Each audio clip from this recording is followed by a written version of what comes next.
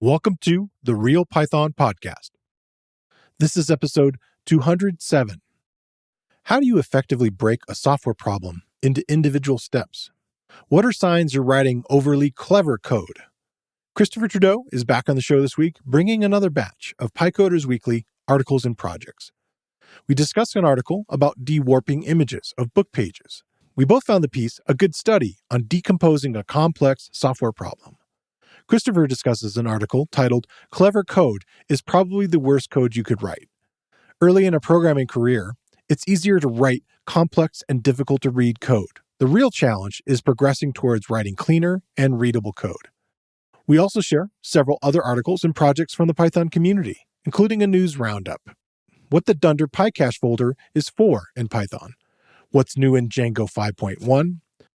A discussion about software engineering, hiring and firing, and a simple way to create reusable template components in Django. This episode is brought to you by Sentry. Fix application issues before they become downtime with Sentry error and performance monitoring for Python. All right, let's get started.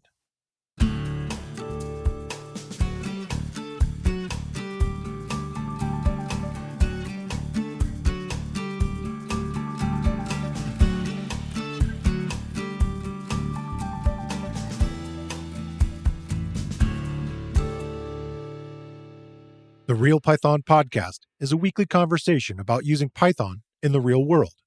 My name is Christopher Bailey, your host. Each week, we feature interviews with experts in the community and discussions about the topics, articles, and courses found at realpython.com. After the podcast, join us and learn real-world Python skills with a community of experts at realpython.com. Hey, Christopher, welcome back. Hey there. It's a very short break here. We had an extra week of articles, and so I felt like, well, let's go ahead and talk about PyCoders a little bit more. We have some news, kind of post-PyCon news stuff, and then our typical topics and discussion and projects as usual this week. So I'm excited to dig in. What do we got for news? Starting out, a couple pieces of news around PEPs. The first one is PEP 667, which got marked as accepted, and it's targeted for Python 3.13, so that'll be in the fall. 667 is titled Consistent Views of Namespaces, and this has to do with how namespaces are stored in Python.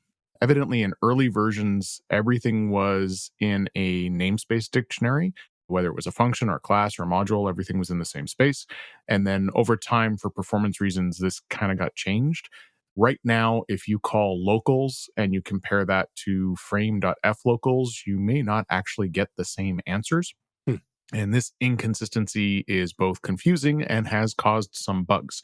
So 667 essentially aims to fix this. The other PEP change was 649, which is deferred evaluation of annotations using descriptors. This one has to do with how and when type annotations get calculated, and the timing of this process deals with forward references and circular reference type problems. Currently, annotations get stringified to essentially get around this circular reference issues, but this PEP proposes a new on-demand lazy evaluation mechanism. It's gone through the cycles a few times. This is now being punted forward to Python 3.14. Py. We're starting already. And then the last little bit I want to mention isn't quite news, but isn't quite a full article, so I'm going to stick it here. The closing keynote speaker for PyCon US was Sumana Harihareswara, who tackled the rather large topic of packaging in Python. I don't know if her talk is live yet. I haven't found it, but in connection to the talk, she created a big list of links having to do with the history of packaging in Python and a bunch of other good stuff. So if you're looking for things to read, there's a whole bunch of diving off points here. And of course, we'll link to the collection in the show notes. Yeah, there's a bunch of previous talks on the topic. Looking forward to watching it. And I was just checking YouTube, so maybe by the time this comes out, they'll be live, but not currently at recording time, so soon. All right, well, that gets me into my first topic. This is from previous guest and Real Python team member, Bartosz Jaczynski, and it's it's kind of a funny one. If you're new to Python, then you might have this question. You might run your code once and go, hey, why are there new files here? Depending on what you're working on, what platform. Some IDEs actually hide this from you, so you may not ever see them at all. But often, if you're just running it and you look at the folder, suddenly there's this dunder or double underscore py cache folder. Along with that, inside that folder will be these named .pyc files. And you might think, well, why did this happen? What's going on here? And so forth. If you're been around in Python for a long time, then you are probably familiar with this, and you might have actually had to create a git ignore file to make sure that these things don't get added to your Git repository. So this article goes in to explain that, answer that question. What is the PyCache folder for in Python? It actually works in a set of these things. What causes the PyCache folder to appear and for what purpose? He has a heading, literally that's titled, in short, it makes importing Python modules faster. So Python, as we've talked about often, is an interpreted language. So its interpreter doesn't directly operate on your Python code. When it runs your script for the first time, or it imports a Python module, the interpreter compiles the high-level Python source code, the stuff that you actually wrote, and makes it into bytecode, which is an intermediate binary representation of your code. Bytecode enables the interpreter to skip redoing that process again and again. Processes like lexing and parsing the code into an abstract syntax tree, validating that it's correct every time that you run the program. So if you've made no changes to your code, this process doesn't have to happen again and again. And so it kind of speeds it up a little bit. He then has a little heading on there, which is like, well, how much faster is loading modules from the cache? And it's kind of interesting. There is a Python function you can run when you run your code, and it's got an interesting name, import time, all one word. The first run, he was able to show that it's like 2 orders of magnitude slower. Now, this is on a very small program, like only a handful of lines. So I think it might vary on that. Your mileage may vary depending on your program. The difference might be then, okay, that was like how long it took to import. His other time measurement that he does is the total execution.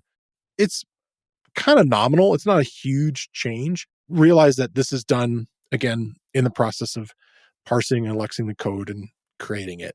He digs into a whole bunch of more details underneath that. If you are interested in this topic and want to know what's happening under the hood, he's got headings for, we mentioned already, kind of what's inside the PyCache folder. That's one of the headings, the .pyc files, and what they kind of stand for in this idea of the compiled Python module. When does Python create the cache folder? He has questions here about what actions invalidate the cache, like, again, changing your code or maybe trying to reproduce it. Is it safe to remove these cache folders? Short answer, yes, generally. How you can recursively remove all cache folders and then prevent Python from ever creating them. How to read and execute the cached bytecode itself. And then he wraps up with do a disassembly of that cached bytecode. So it's a real deep dive onto a question that a lot of beginners would have when they look at Python as they run it and wonder what's happening under the hood. It's definitely instructive on all those levels. And then again, if you are really interested in language-wise of what's happening here. I don't know if you had that experience at all when you ran Python code for the first time and said, what is this stuff? Well, I've come from other interpreted languages, so I was expecting something somewhere. Yeah. And in fact, so Dunder PyCache was introduced in 3.2. And before that, they just littered your same directory with PYC files. And so Dunder PyCache was nice because it cleaned up your directory. You don't have 2 of everything. And I have in the past accidentally deleted code because I was trying to delete the object file. Oof. And tab completed the wrong thing. So having all of that in a directory where you can just blow the directory away is convenient. So yeah, so if for those of us who've been doing this since Python 2, it was one of the nice things of moving to 3 was there. Now all that's organized in its own place. Yeah, again, you can generally ignore the folder. Yeah, pretty much. As far as what's happening with it, it's just stuff that's happening behind the scenes. It's funny that the IDEs and such sort of automatically hide them for you. Fix application issues before they become downtime with Sentry error and performance monitoring for Python. One engineering leader that used Sentry said the time to resolve errors went from days to minutes. Whether you're taming Python's processing power or controlling JavaScript's flow through Node.js, backend infrastructures are as complex as they are valuable. With Sentry, you can trace issues from the front end to the back end, detecting slow and broken code to fix what's broken faster. Within minutes after installing Sentry, software teams are able to trace Python performance issues back to poor-performing API calls, as well as surface all related code errors to fix what's broken faster. Installing is just 5 lines of code, and Real Python listeners get 3 full months of the team plan free with the code REALPython on sign-up.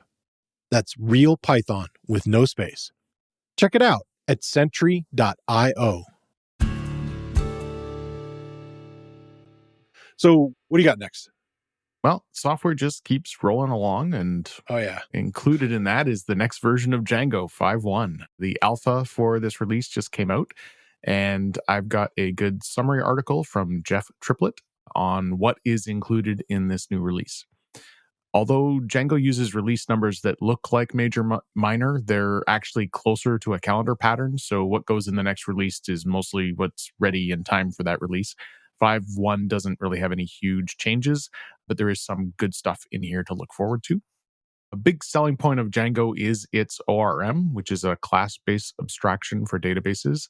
It's kind of like SQL Alchemy, but Django's got its own. So let's say you've got a person class with a first and last name. That gets mapped to a table in the database with 3 columns, one for the first, one for the last, and then a numeric primary key for a unique ID.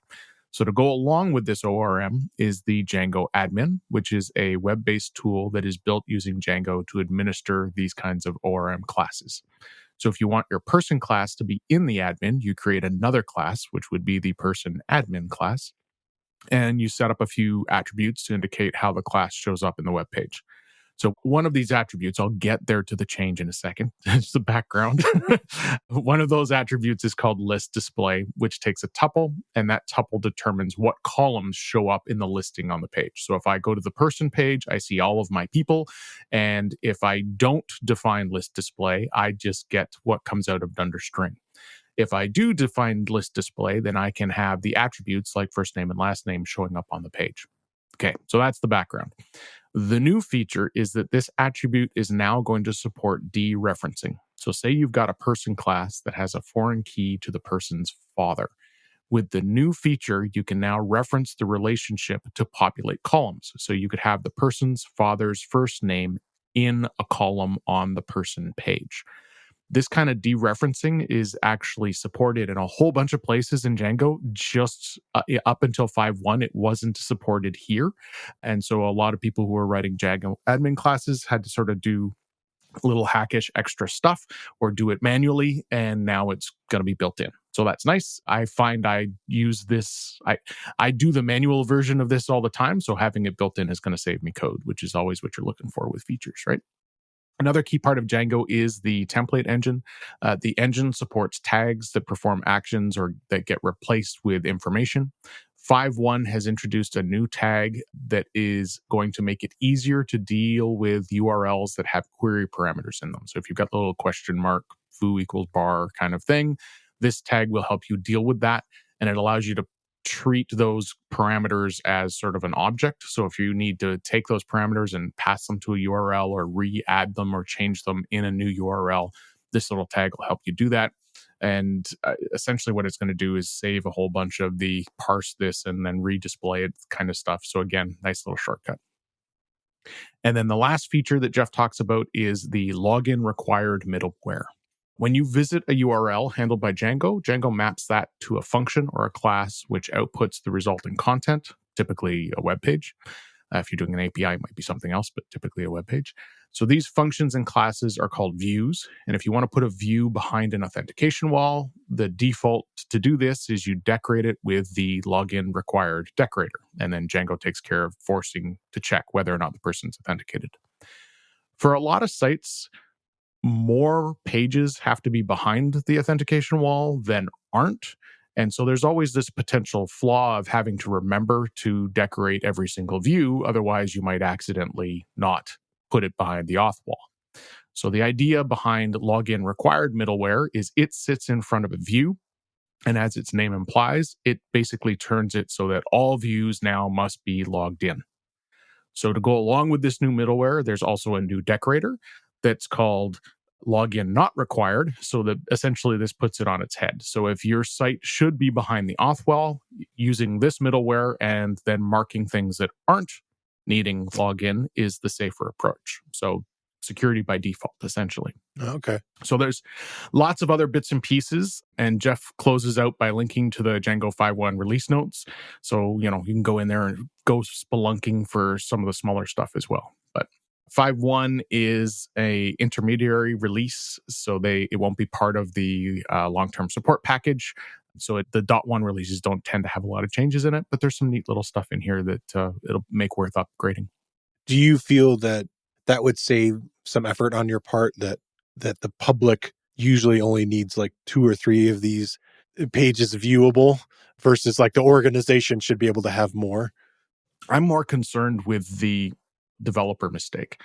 Them not adding required. Yeah. Forgetting to put the login decorator on it, right? So I've built unit tests in the past where it was essentially there was a list of the views that were public, and the unit test would check, is this required? And if it didn't trigger a login page, it had to be in the green list. And if it wasn't in the green list, then the test failed, right? Because I was worried of exactly this, that one of my programmers was going to forget to decorate something.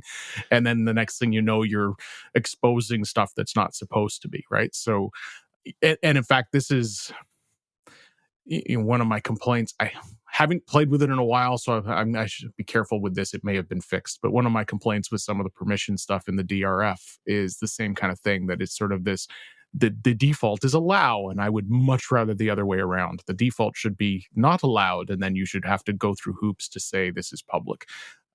The consequence of accidentally not making it public is you piss off a couple of users. The consequence of making something private that shouldn't be is lawsuits and all sorts of other, nastiness. Yeah. So, or the reverse. Yeah, exactly. So secure by default is my preference architecturally. So this to me is a step in the right direction. Yeah, that's good. Yeah, and hopefully we'll save a lot of effort and maybe make even the testing slightly easier in some ways. Cool. All right. Well, my next one is by Matt Zucker. It's an article that's titled Page Dewarping. And I want to mention 2 things right out of the gate. This is from 2016. I didn't notice this until I went to the main page for the blog. So some of the libraries and potential computer vision tech and techniques probably have moved forward. The second is that the blog is kind of hilariously called Needlessly Complex. The subtitle for the site is Why Do It By Hand If You Can Code It in Just Quadruple the Time?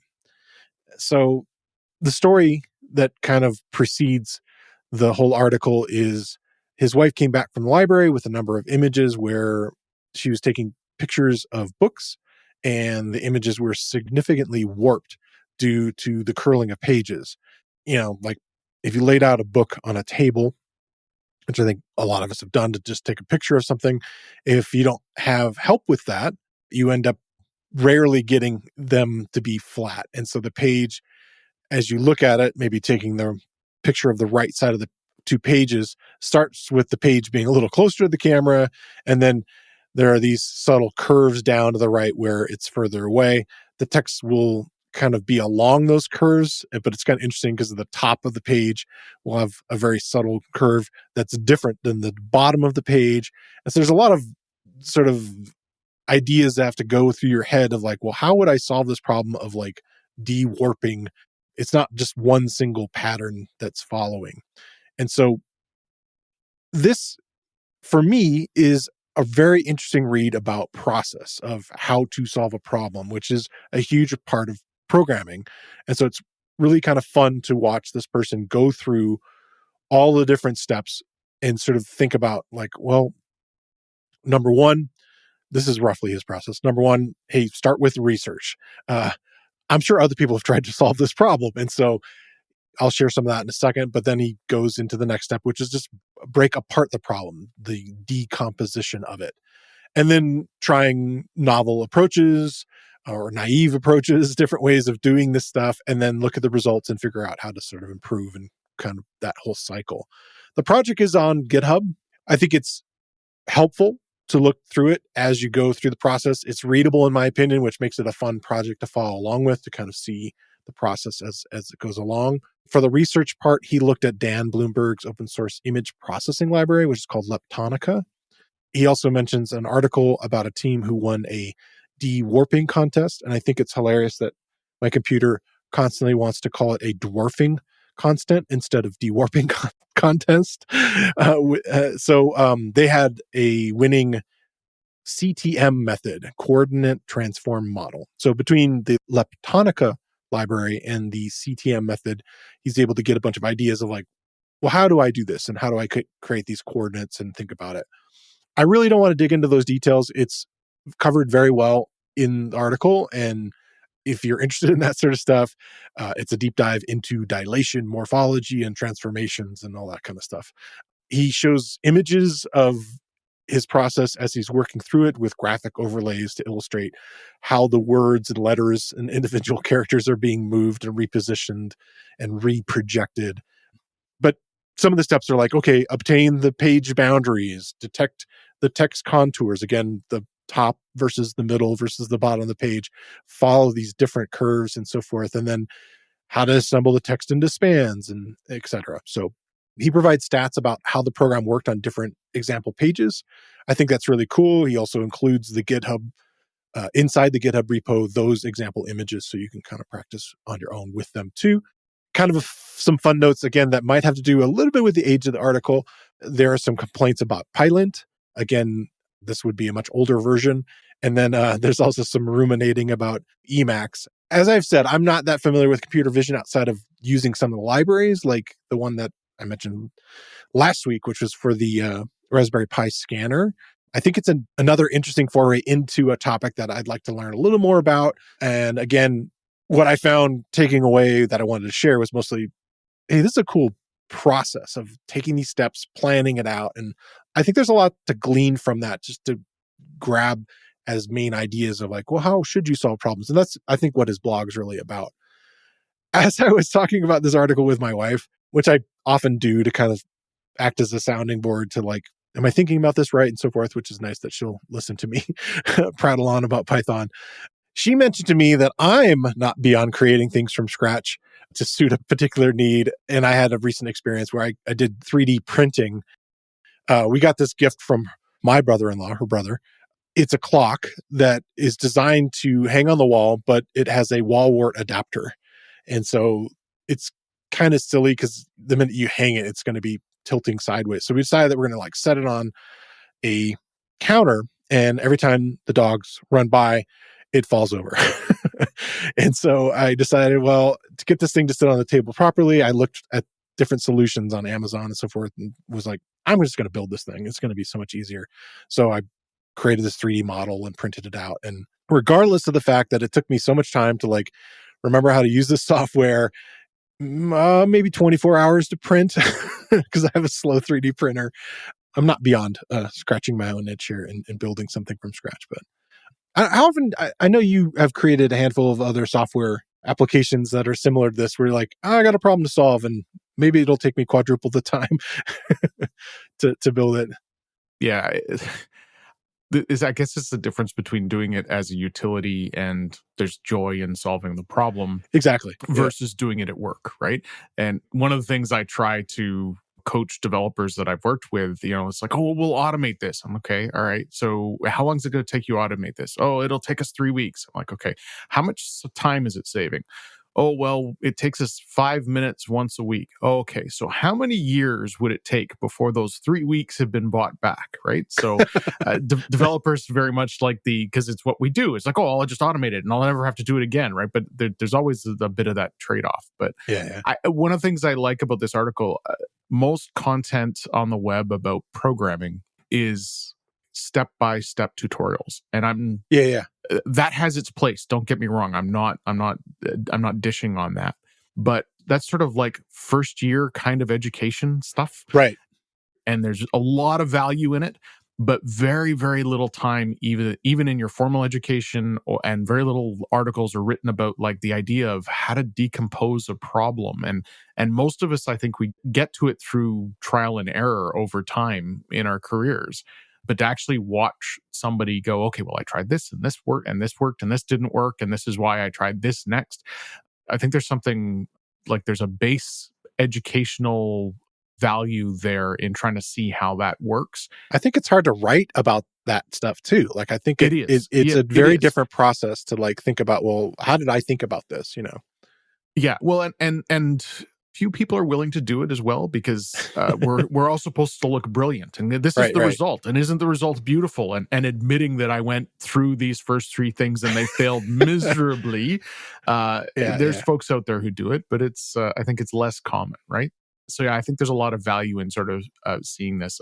There's a project I'm working on right now, and I've been trying to sort of keep a little dev journal as I go. And I don't know it's going to be readable by anybody by the time I'm done, because it really is just a few little bullet points. But looking back at it, it's like, oh, well, I was thinking this and that didn't work, and this is why I whatever. And so I've been spending a little bit of time recently thinking about that process side of things, and how do you teach it, and how do you get people practice in it? And it's not something that's covered as well. Yeah. So so there's some interesting stuff in here just to see the approach, even if you're not a computer vision person and the formulas are scary, but the process is there's value in the process.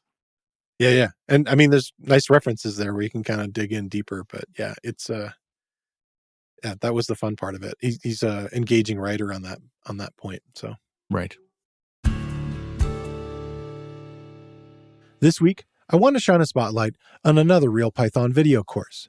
Iterators and iterables are fundamental components of Python programming, and you'll have to deal with them in almost all of your programs. This course is titled Efficient Iterations with Python Iterators and Iterables.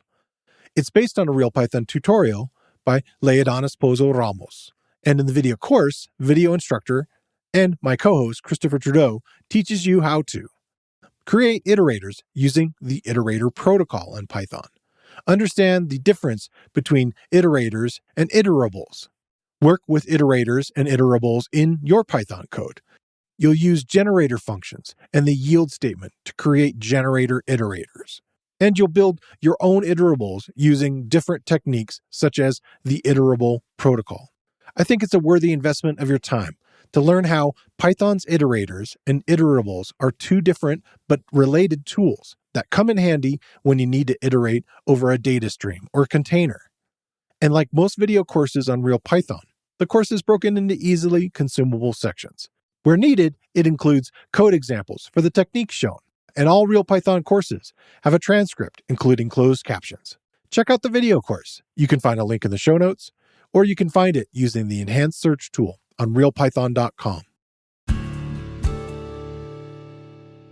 Well, speaking about writing code, what's your next one here? Yes, that's almost a segue. We'll get to the segues later.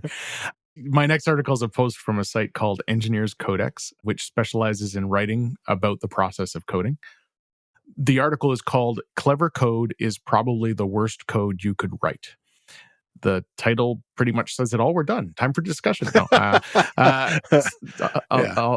tell you a little more. So the post tries to contrast sort of the two extremes in the approaches to code. With on one side, you've got like code golf, and on the other, you've got easy to read code being the other. And the author talks about the fact that early in their career, they really admired those dense one-liners in code that seemed to be efficient and wanted to become more like the coders who created them. But what the author discovered over time was that writing clear code, something that's easier to read, is actually a challenge in and of itself. And although it might be fun to go golfing, the opposite of the approach is probably the one you want when you're doing it professionally. Part of what caused him to discover this was from reading other people's code. And he was noticing that it was far less work to understand the code of the more senior developers at his workplace. So he sort of realized as he was looking at the more senior engineers, the code he admired was the stuff that was easy to read. The author goes on to tell a few stories about writing cleaner code. In fact, one kind of, it's almost a counter story because it bit him in the butt. He wrote really clean code and then his boss went, okay, now you need to document it all. And he was, oh God, more work. So, but more or less comes to the conclusion that clear code is harder to write and it looks easy, which is kind of counterintuitive. He references Kernighan's law, which states debugging is twice as hard as writing the code in the first place. Therefore, if you write the code as cleverly as possible, you are, by definition, not smart enough to debug it. Which, of course, reminds me of my favorite software quote, which has been attributed to a few different people. Always code as if the guy who ends up maintaining your code will be a violent psychopath who knows where you live. Code for readability. Likely first said by John Woods, but there seems to be some debate on the internet about that. Anyhow, the article closes by talking about how to get better at writing clean code. And he recommends a couple different sources that are kind of interesting. The first is a long email from John Carmack of video games fame. In the email, he digs into style questions and not really like the commas and spaces kind of stuff, but the organizational of code, like where you put functions and should they be inlined and when to split longer chunks into functions and all that kind of stuff. And then the author also recommends the very detailed style guide for Google's developers, which is public and linked to in the article as well. So even if some of these recommendations don't work in your situation, practicing and thinking about the consequences of your approach while you do it may actually help you improve over time. And if not, we can always fire you. So how's that for a segue? Yeah, I was going to say that the thing that the discussion is not about, which is the coding challenges and the leet code type of area, I feel like sometimes, like, how can we be like a perfect coder? Oh, it's a completely different skill set. It's entertaining and it's a creative exercise, but very seldom. Yeah. Some of it, I think, comes out of coding history as well. You go back 40 years and you had to be tricky to get things to run on hardware at certain speeds. Yeah, I mean, if you're programming for an Atari 2600, yeah, you had to do some tricks. Yeah. or you were John Carmack trying to make Doom run. Yeah. You know. And nowadays, throwing more hardware at it is almost always the answer. There are some exceptions, but it's often just easier to throw more hardware at it, which means you can focus on the appearance of the code. And I think that's one of the reasons for Python's popularity, right? Like, I was going to say that. Although it's one of the slower languages, it's relatively easier in comparison to other languages to read and write in. Yeah. It's often referred to as, compilable pseudocode. And I think there's value in that. Yeah. My first conversations with guests in that whole first run of episodes, it was a really common thing that kind of came up. I really liked writing in this, and it allowed me to get the programming done way faster. Yeah. And I was able to, if you will, optimize and so forth later. But the whole point of it was like, I needed to be able to move fast and create software quickly. And Python allowed me to do that, which was really cool.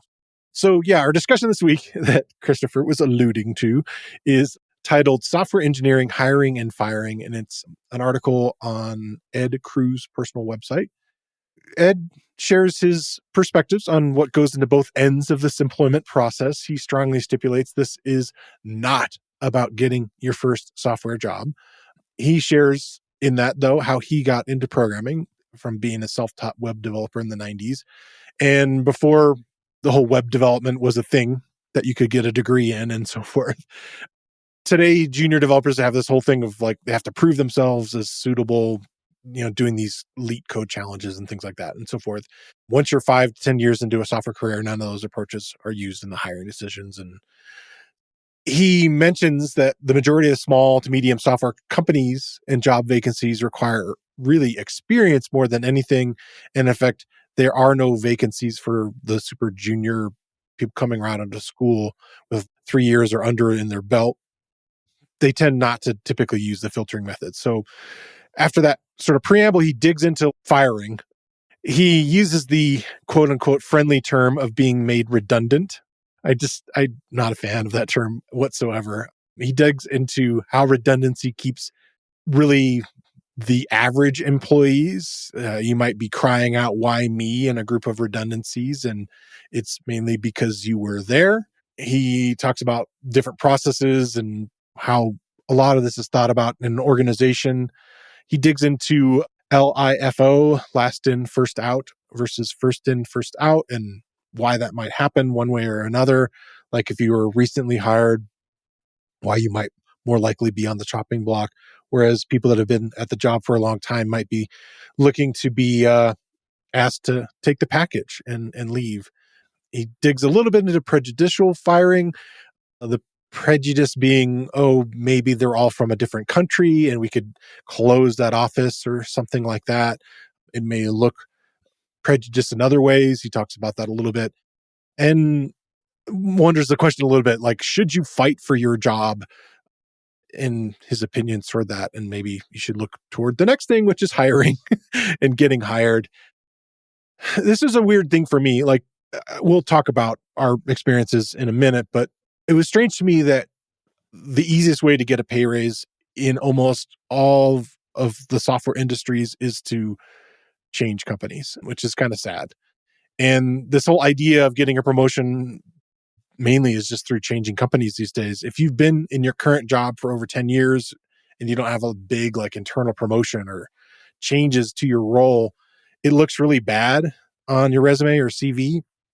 It sort of indicates that you're stuck in a rut and unable to handle change, which I think is interesting. And maybe you could talk a little bit about that, having a little more experience. He's been on the hiring side and the fired side. So he talks a little bit about technical interviews and what matters in that. So I think it's a neat deep dive into the topic of hiring and firing. And I think it could be eye-opening to a lot of people, but I don't know. What did you think? Why did you want to pick this one? If you haven't sat on both sides of the table, yeah, you only ever get one half of the picture. Sure.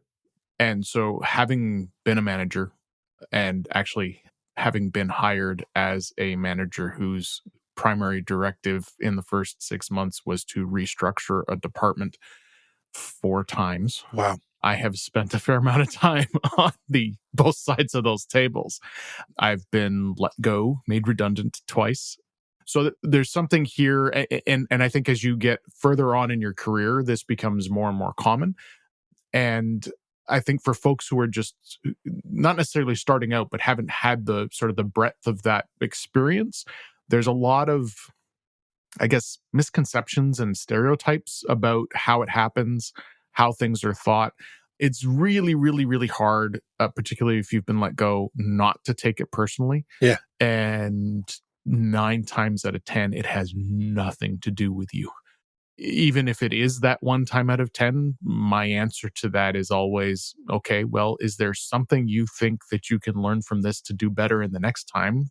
Try to take that from it and go from there, right? But he lists when he's got a section where he lists off sort of like reasons for firing, and he lists off 5 of them, and 4 of them could be shortened to money. Yeah, it's different kinds of money, but it's money, right? So right. The only one that isn't money, and even then it tends to be related to money, is pivoting. So if an organization is deciding they're moving into a different field, they need to change the skills of the people that are there. They might let go departments that that they're shutting down.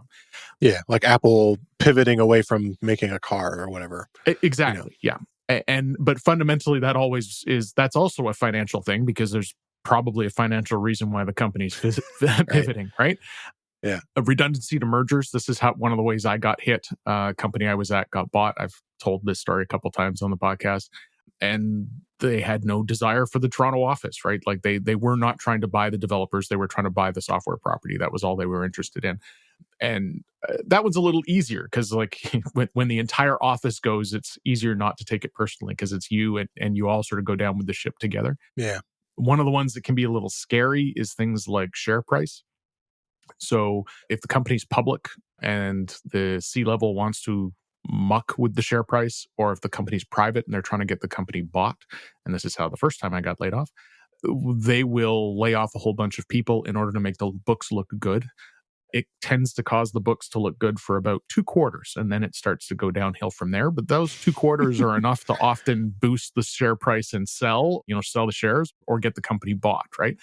So there's a whole bunch of stuff here that has absolutely nothing to do with you or your job and is completely outside of your control. So like that's the first part of that, is to try to understand that, and it does affect you personally, obviously, right? You've got Right. It's hard to take that as a grain of salt at all. Yeah. yeah, right.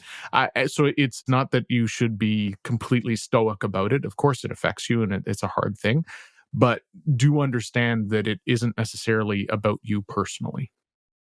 Particularly in larger organizations, the other thing where this can get weird too is like if they're doing chopping across the org, like they decide they're going to do 10% across the org to save money or for share price or whatever. Yeah. What'll end up happening is the managers will be given a dictation of you must let go, whatever it is, 10% of your people.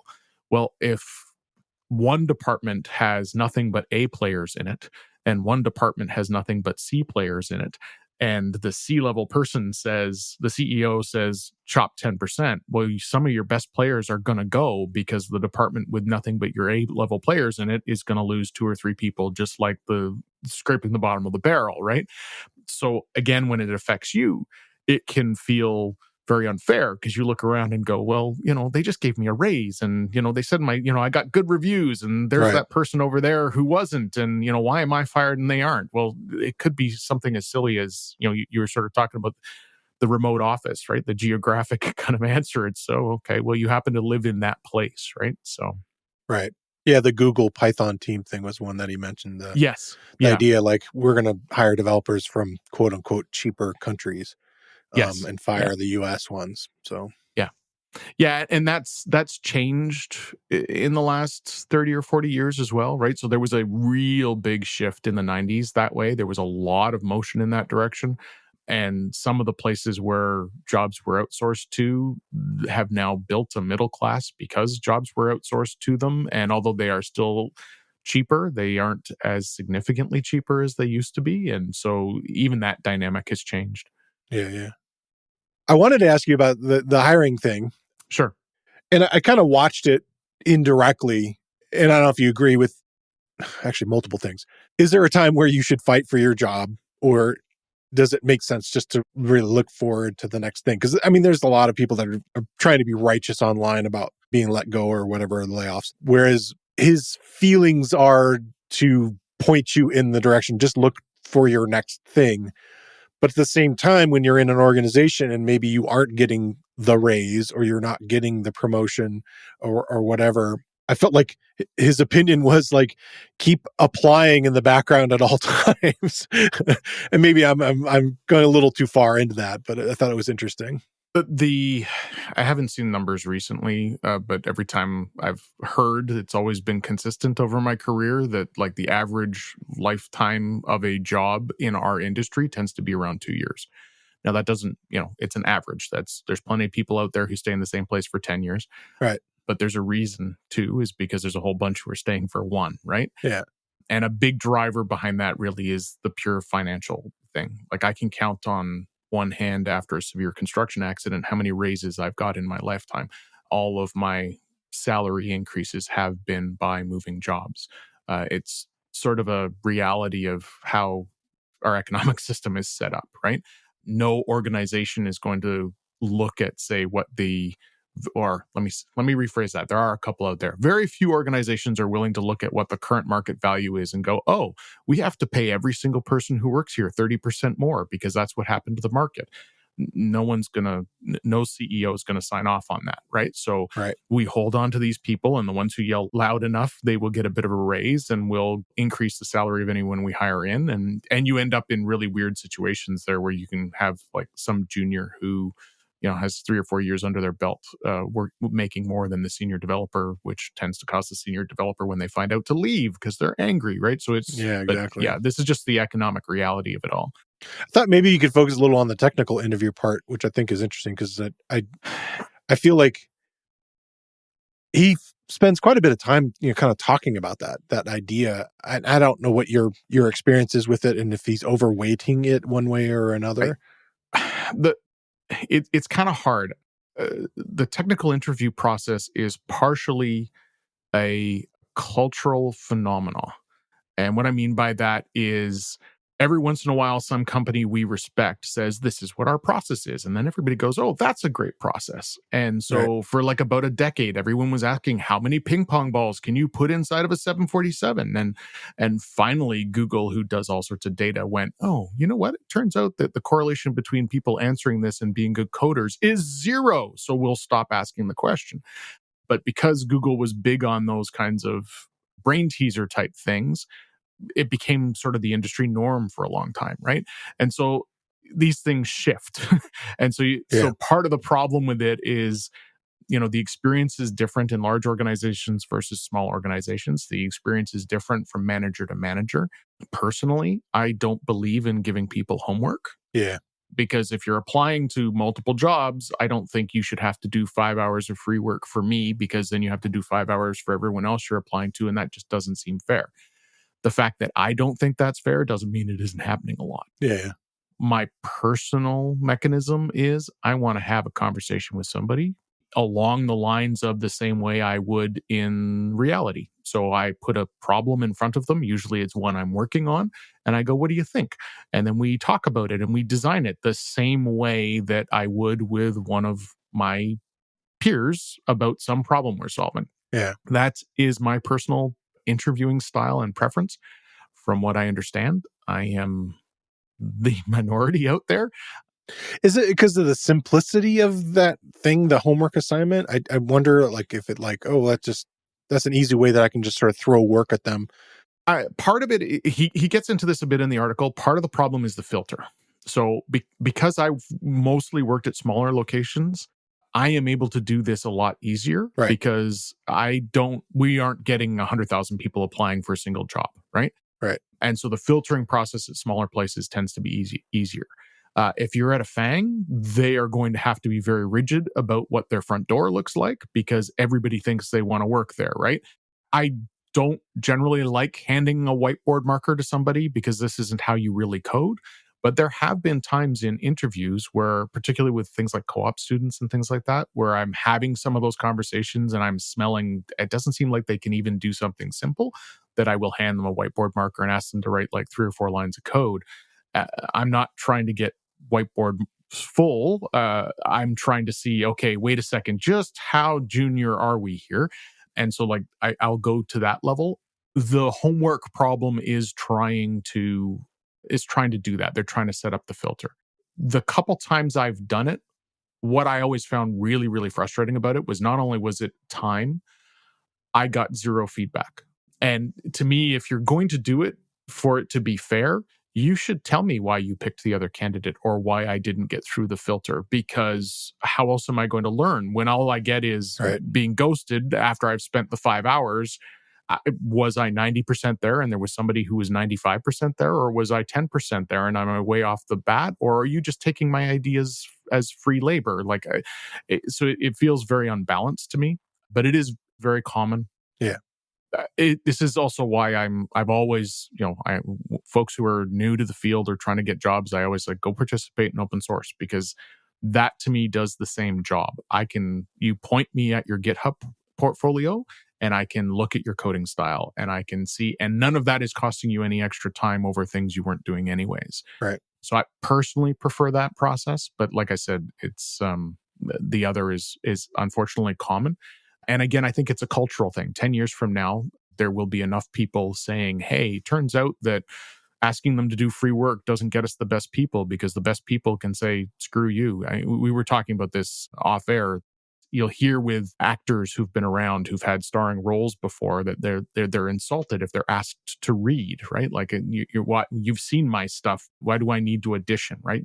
Right. Go watch my films, right? At a certain level, that happens, right? The interview process is different once you get to a certain level.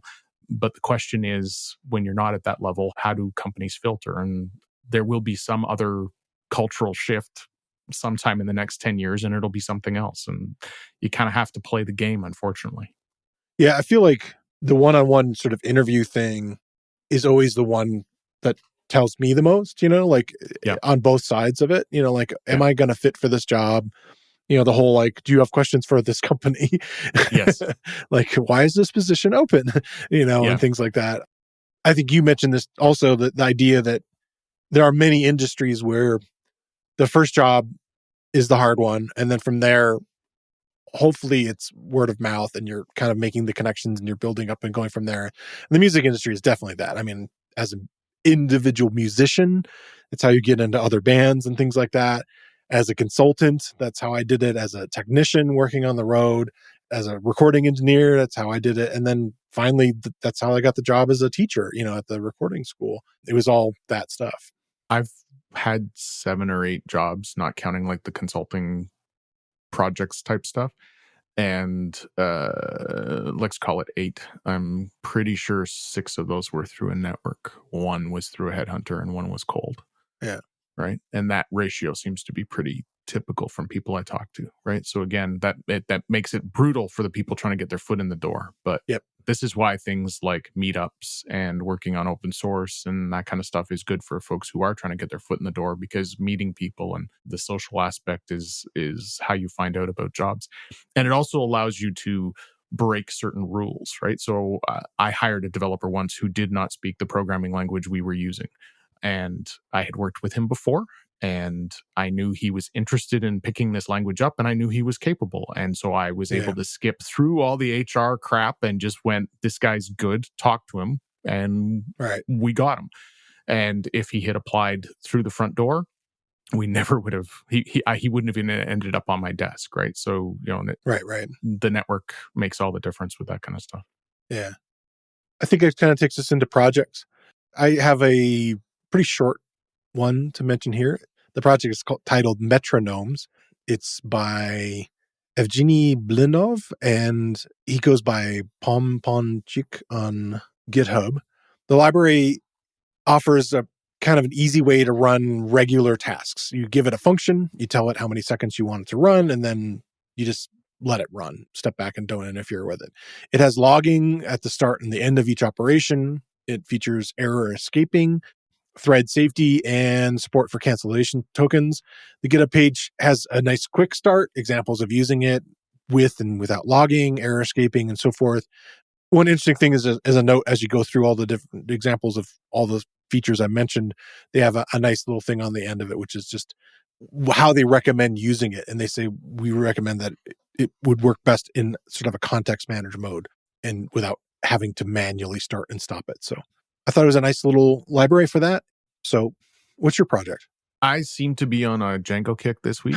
I've got a project from Mihail Cristian Dumitru, and it's called Django-web-components.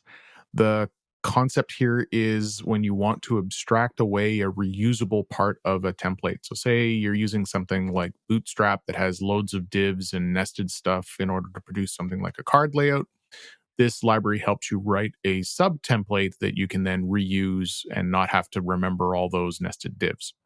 So to do this, you create a small class and register it. And this is so that the system knows about your component.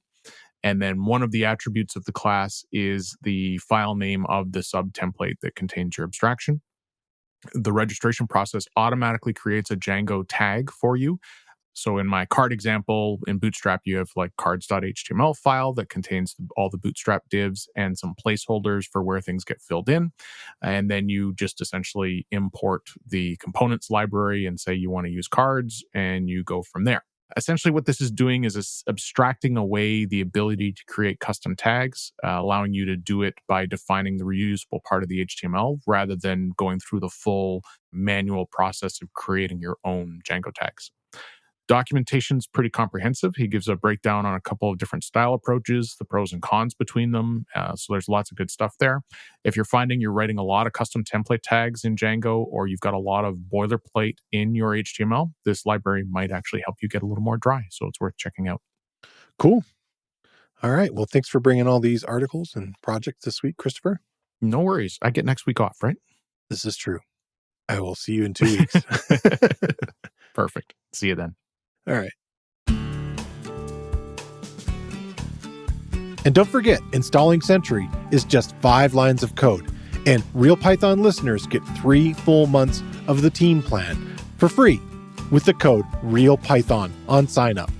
Check it out at sentry.io. I want to thank Christopher Trudeau for coming on the show again. And I want to thank you for listening to the Real Python Podcast. Make sure that you click that follow button in your podcast player. And if you see a subscribe button somewhere, remember that the Real Python Podcast is free. If you like the show, please leave us a review. You can find show notes with links to all the topics we spoke about inside your podcast player or at realpython.com/podcast. And while you're there, you can leave us a question or a topic idea.